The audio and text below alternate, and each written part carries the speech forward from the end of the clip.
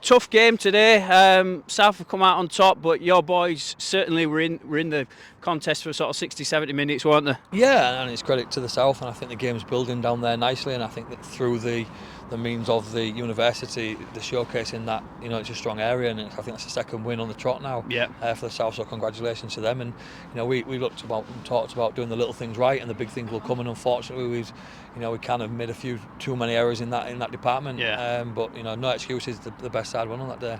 And just before you sort of led into this, what's your position within University Rugby League? Yeah, so I'm actually a teacher within a secondary school in Hull. Okay. So I've been asked to come in there. I've previously been in professional sport for a number of years and that. So yeah, it's kind of through KD and then the England team asked to come through this process, so through Yorkshire and then on to the North East. So it's been a really enjoyable process and great to be working with the calibre of players that we have within the North. And you know, credit to the lads. Yes, we didn't get the result, but there's some talented athletes in the North squad as in the South. Yeah, I think certainly my first time that I've come to watch a game like this, I thought the standard was really high, and to me this needs a bigger stage. Do you agree? Yeah, 100%. I think, you know, the game as a whole, we need to do as much as we can to promote the game, whatever level that is, and this is certainly a key component in that.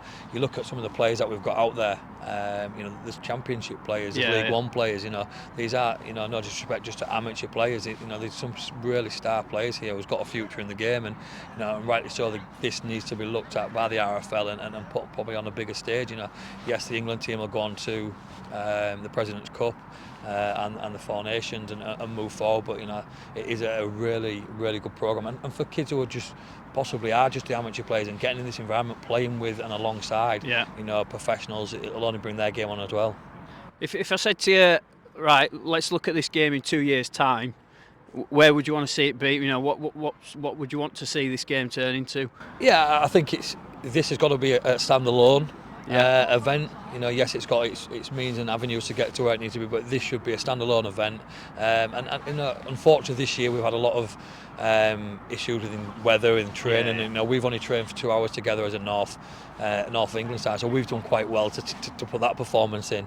You know, not knowing combinations or systems particularly well due to that. But yeah, I think, you know, the system that Kevin and DB's got in place at the moment, it works from a regional into a North and South into an England, but unfortunately it just wasn't meant to be this year with a lot of cancellations and stuff like that due to weather. But you know, I think they've got the system, the platforms and the things in place for it to really strive. Yeah, I can only agree with you on that. It looks like this is a perfect model to keep developing the game and certainly keep bringing new players through. For you, is there anything else for this year? Are you going to be involved with the England setup or? No, that's me done. I'm work with the head coach of the England Community Lions women's side. So I'll shift my attention now back onto the ladies, and we'll work, you know, well with what we've got there with the women's programme coming up. Right. Well, cheers for speaking to me. I appreciate it, mate. No problem. Thanks a lot. Cheers, mate. Appreciate that.